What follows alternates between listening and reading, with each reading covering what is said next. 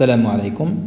Merci de me rejoindre pour cette nouvelle vidéo dans laquelle je vais corriger avec vous un exercice concernant le cours sur la chute verticale. Cet exercice est extrait de l'examen national 2018, session normale pour l'option de sciences physiques. Dans la première partie de cet exercice, on va étudier le mouvement de chute verticale d'une bille dans un liquide visqueux. Lisons l'énoncé de l'exercice.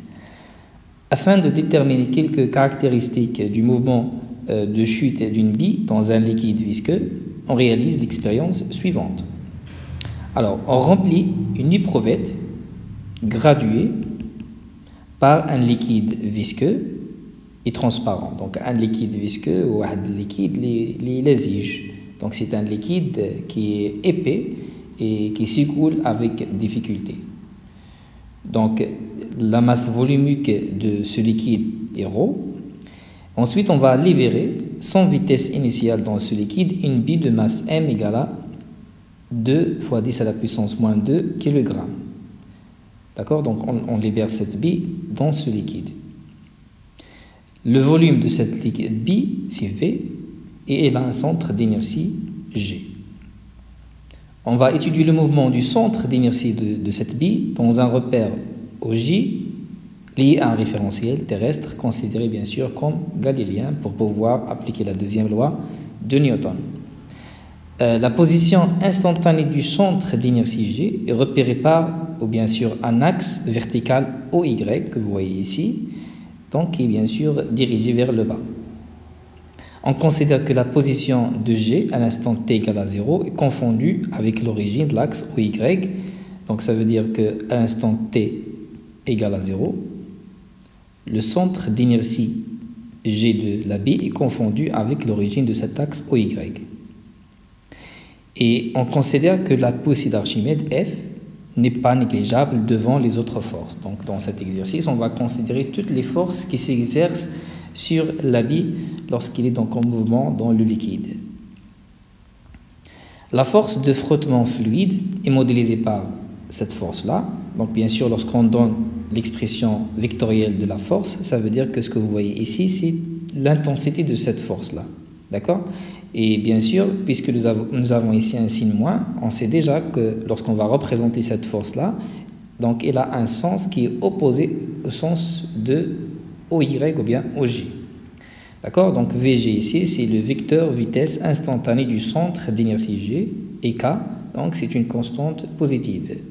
On rappelle que l'intensité de la poussée d'Archimède vaut le poids du liquide déplacé. Donc comme vous voyez ici, donc ça c'est l'intensité de la poussée d'Archimède, de la force de la poussée d'Archimède. Et c'est l'intensité, donc le signe on va le déterminer lorsqu'on va représenter la force sur la figure. G bien sûr c'est l'intensité de pesanteur.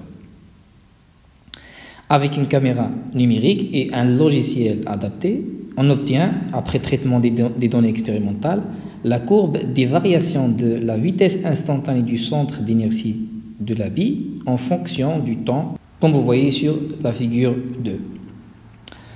Première question, en appliquant la deuxième loi de Newton, montrez que l'équation différentielle vérifiée par la vitesse, elle s'écrit sous cette forme-là, en précisant bien sûr l'expression de taux et A, donc taux en fonction de Km et A en fonction de G, M, ρ et V. Alors, pour appliquer la deuxième loi de Newton, on va donc passer par les mêmes étapes que nous avons vues dans le cours. Donc, la première étape, il faut déterminer le système d'étude. Donc, bien sûr, dans ce cas, c'est la bille qui est en mouvement donc, dans le liquide visqueux. Ensuite, on va déterminer donc, les forces qui s'exercent sur cette bille. Donc, la bille est soumise à l'action des forces suivantes. Nous avons, comme d'habitude, le poids exercé par la Terre sur la bille. Donc, il est représenté par ce vecteur qui se dirige vers le bas. Nous avons ici la poussée d'Archimède, qui est une force qui se dirige vers le haut. D'accord? Donc, il est représenté par ce vecteur-là. Et nous avons aussi donc, la force des frottements fluides qui sont donc, aussi dirigés vers le haut. Donc pour déterminer cette équation-là, donc il faut appliquer la deuxième loi de Newton, ça veut dire qu'il faut utiliser la relation, la somme des forces extérieures qui s'exercent sur la bille est égale à sa masse fois son vecteur accélération. Donc nous avons trois forces, P plus FA plus F égale à M fois AG. Pour donc déterminer cette équation-là, il faut passer de cette notation des vecteurs vers les scalaires. Et pour ce faire, il faut projeter cette relation, que je vais appeler la relation 1, il faut la projeter sur l'axe OY. D'accord? Alors, en projetant la relation 1 sur l'axe OY, il faut déterminer donc PY, FAY et FY et AY en projetant donc cette relation-là sur cet axe. Alors, pour PY, nous avons ici le vecteur poids, il est parallèle à l'axe OY, et ils ont le même sens. Donc, l'intensité de cette force-là, c'est tout simplement M fois G. Pour la force, donc la poussée d'Archimède, vous voyez qu'elle est aussi parallèle à l'axe OY, mais ils ont des sens opposés. Et l'expression de l'intensité est donnée dans l'exercice. Mais donc ici, il faut ajouter un signe moins parce que, comme j'ai dit, le sens de la force de la poussée d'Archimède est contraire au sens de l'axe OY. Donc c'est moins ρ fois V fois G. Donc de la même façon, donc pour la force de frottement fluide, il faut avoir un signe moins. Mais donc puisque dans l'exercice, ils ont déjà donné ça en fonction, donc avec la notation des vecteurs, donc voici le moins qui indique que la force de frottement fluide il a un sens opposé à l'axe OY. Donc c'est moins K fois V, VG, d'accord, est égal à M fois AY, qui est tout simplement la dérivée par rapport au temps de la vitesse. D'accord. Donc bien sûr, il faut montrer cette quantité-là parce qu'elle est demandée dans l'équation différentielle. Alors ensuite, donc puisqu'il n'y a pas de masse ici, je vais diviser cette équation-là par M, donc tous les membres par M, d'accord. Et c'est M sur M, c'est 1, la même chose ici, donc il nous reste des M donc dans les dénominateurs de ces deux membres de l'équation. Donc voici l'équation. Alors je vais réorganiser cette équation-là pour donc approcher l'équation demandée. Je vais déplacer ce terme-là de l'autre côté, donc ça va devenir plus K sur M VG, d'accord. Donc c'est D de V sur dt plus K sur M VG est égal donc à cette équation-là. Donc je vais factoriser ici par G, d'accord. Donc ça doit être G facteur de 1 moins ρ V sur M, d'accord. Alors donc voici l'équation. Remarquez ici que nous avons le premier membre de l'équation. Ici, VG est multiplié ici par 1 sur taux, ici sur K sur M. Et donc, nous avons est égal donc, à quelque chose qui est en fonction de G ρ V sur M. Donc, bien sûr, dans la première question, ils ont demandé de préciser l'expression de taux en fonction de K et M. Donc, ça, c'est simple. Donc, taux, ça doit être M sur K. D'accord? M sur K parce que nous avons ici 1 sur taux. Et pour A, donc, il est en fonction de G, M, ρ et V. Et c'est exactement les paramètres que nous avons ici. Donc ça, c'est tout simplement A. Ici, donc c'est 1 sur taux. Ou bien, donc je peux écrire taux, c'est M sur K. Donc c'est l'inverse. D'accord? Alors, on pose taux égal à M sur K. Et A est égal donc ce membre-là. Et on va écrire finalement l'équation différentielle vérifiée par la vitesse. Donc c'est d de Vg sur dt plus 1 sur taux, Vg est égal à A. Et donc c'est l'équation qu'ils ont demandée pour cette première question. Passons à la question numéro 2. Déterminer graphiquement la valeur de la vitesse limite, Vg limite, et la valeur de taux, qui est donc le temps caractéristique. Alors, répondons à cette deuxième question en utilisant le graphe donc, de la figure 2. Rappelez-vous que donc ici, au cours d'une chute verticale, nous avons vu dans le cours qu'on distingue entre deux régimes. Il y a ce qu'on appelle donc, le régime transitoire. Donc, c'est le régime pendant lequel la vitesse augmente, comme vous voyez ici. Et nous avons le régime permanent, et donc c'est le régime pendant lequel la vitesse reste constante. Donc ici on cherche la vitesse limite qui est une vitesse constante, ça veut dire c'est la vitesse maximale que peut atteindre l'habit qui est en chute verticale. Donc ici pour déterminer la vitesse limite, on trace donc l'asymptote horizontale à cette courbe là, et donc cette valeur là ici il correspond à cette vitesse constante, la vitesse G limitée. D'accord?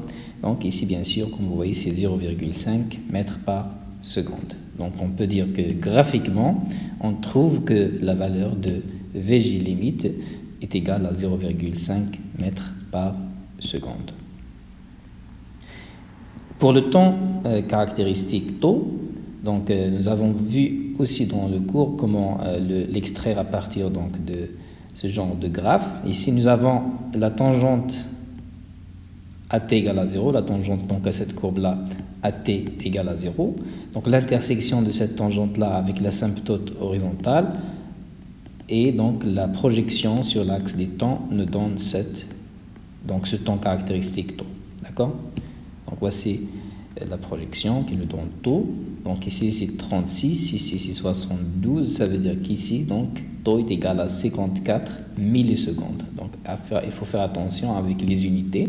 Donc ici c'est donc le milliseconde. Donc taux est égal à 54 millisecondes. Vous pouvez bien sûr donc convertir ça en secondes en multipliant par 10 à la puissance moins 3. Passons à la question suivante, la question numéro 3. Donc, trouver la valeur de K et celle de A. Donc ici, bien sûr, on va tout simplement utiliser les relations que nous avons ici. D'accord? Nous avons trouvé dans la première question. Alors, donc, troisième question, trouver la valeur de K et celle de A. Et commençons bien sûr par K. Donc pour K, on va utiliser cette relation-là. D'accord? Taux égale à M sur K. Alors, on a taux égal à M sur K, ça veut dire que K, c'est quoi? C'est M divisé par taux. Donc, il reste tout simplement à faire l'application numérique parce que nous avons les valeurs de M et taux. D'accord? Alors, donc, pour M, et dans l'exercice, c'est 2 fois 10 à la puissance moins 2 kg. D'accord? Et pour taux, donc, c'est cette valeur-là, c'est 54 millisecondes, mais bien sûr, il faut convertir au système international des unités, donc on va la multiplier par 10 à la puissance moins 3, et on trouve donc finalement la valeur de K qui est 0,37 kg par seconde. Alors maintenant pour A, alors donc ici, il faut faire attention, on sait que, donc, comme j'ai dit dans le régime permanent, donc c'est le régime pendant lequel la vitesse est constante. Donc la vitesse atteinte par la bille, elle a une valeur constante qui est donc cette valeur-là, 0,5 mètres par seconde.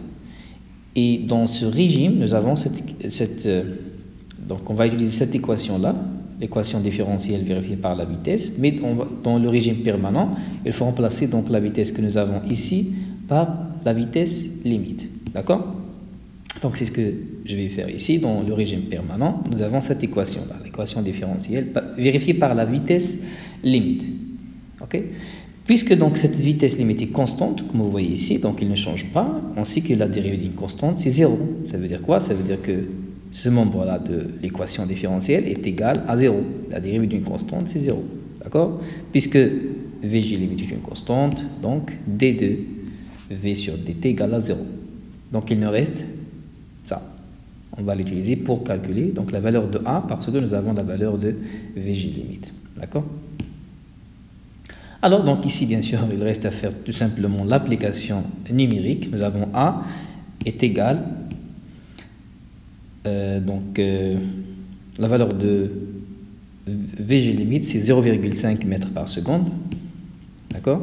Divisé par taux qui est 54 mais donc, comme d'habitude, il faut convertir au système international. Donc, on va multiplier par 10 à la puissance moins 3 et on trouve la valeur de A qui est égale à 9,26 mètres par seconde carré. Donc, bien sûr, comme vous voyez ici, donc elle a l'unité d'une accélération.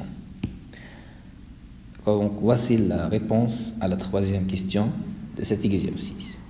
Passons à la dernière question de cet exercice, la question numéro 4. Alors, l'équation différentielle du mouvement de G, elle s'écrit sous la forme numérique, comme vous la voyez ici. Donc ici, bien sûr, on a remplacé 1 sur taux par sa valeur et A par sa valeur, que nous venons juste de calculer. Donc A, c'était, oui, donc 9,26.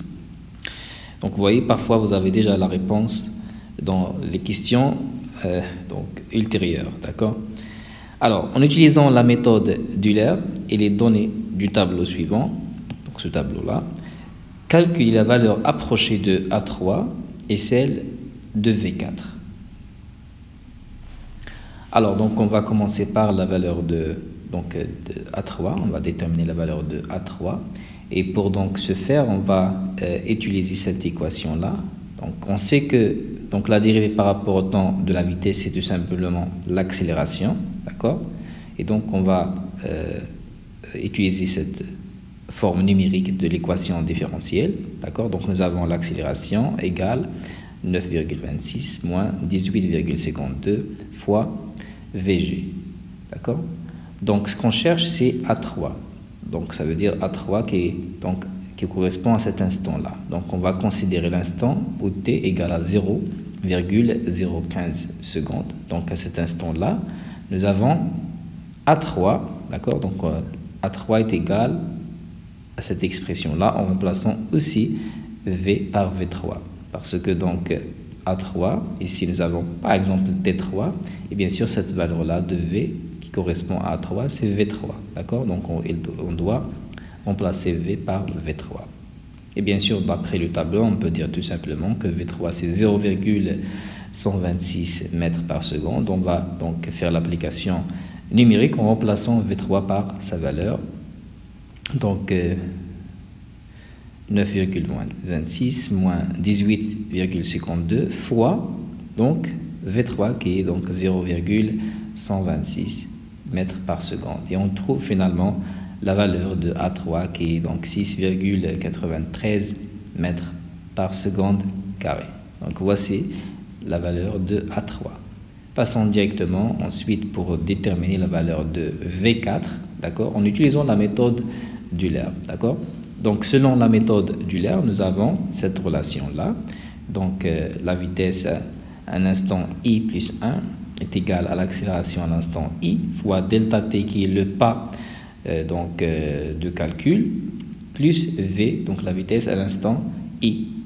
Et ici, donc pour calculer V4, donc on va considérer quel instant, donc quelle valeur de I pour être précis. Donc bien sûr, c'est I est égal à 3. Donc ici, si je remplace I par 3, 3 plus 1, donc c'est 4. Donc on aura ici V4. Donc V4, puisque j'ai remplacé ici I par 3, je remplace ici aussi I par 3. Donc ici, on aura A3 et ici, on aura V3. D'accord? Pour delta t, donc le pas de calcul, on peut donc le calculer tout simplement en prenant donc deux instants, celle-ci avec celle-ci ou bien celle-ci avec celle-ci. D'accord? Donc delta t, le pas de calcul. Donc je vais prendre par exemple, disons ces deux valeurs-là, d'accord? Les deux premières valeurs ici. Donc on fait la différence. Donc on a donc 0,020 moins 0,015 et on trouve 0,005 secondes. Donc ce qui reste, donc comme j'ai dit, on remplace ici I par 3, d'accord? Donc pour V4, on a I égale à 3 et donc V4 est égal à A3 delta t plus V3. Donc on va tout simplement faire l'application numérique parce que nous avons la valeur de V3, c'est celle-ci, nous avons delta t et nous avons bien sûr A3, c'est donc la valeur que nous venons juste de calculer. Alors V4 est égal à 6,93 fois 0,05 qui est delta t plus V3 qui est 0,126 et on trouve finalement la valeur de V4, donc bien sûr en utilisant la méthode d'Euler, est égale à 0,16. Donc ils ont dit la valeur approchée, donc vous pouvez écrire tout simplement 0,16 mètres par seconde carré. Donc voici la réponse à la dernière question de cet exercice. Si vous avez des questions, vous pouvez toujours utiliser la section des commentaires pour les poser. À la prochaine fois. Salam alaikum wa rahmatullahi wa barakatuh.